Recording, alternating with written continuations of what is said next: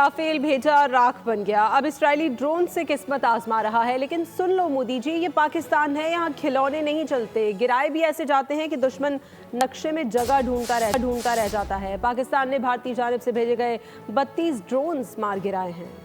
Rafale भेजा, इबरत का निशान बन गया। भारतीय पायलट्स ने फिर पीठ दिखा दी। मोदी सरकार ने रिमोट से जंग लड़ने की उम्मीद लगा ली। इजरायली ड्रोन्स पाकिस्तान की तरफ किए रवाना, मगर शाहीनों ने जहां देखा वहीं मार गिराया। मोदी की जारहियत के पहले रोज से अब तक पाकिस्तानी शाहीनों ने 29 ड्रोन्स मार गिराए हैं।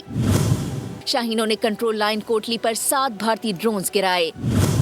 सियालकोट सेक्टर में 6 ड्रोन्स का खात्मा। चिकोठी, केल और तत्तापानी में भी 5 ड्रोन्स मार गिराए। शकरगढ़, नकियाल और हुजेरा में भी 7 ड्रोन्स की बाकियात जमी बोस हो गयीं। लाहौर में 5 ड्रोन्स जबकि 1 रावलपिंडी में गिराया गया। इतने महंगे ड्रोन्स लाकर क्या साबित करना चाहते थे मोदी जी? यही कि जितना दम इसराइल के साजो सामान में है, इससे ज्यादा निशाना हमारे शाहीनों के ईमान में है। सब्सक्राइब करें और बेल दबाएं ताकि कोई खबर रह न जाए।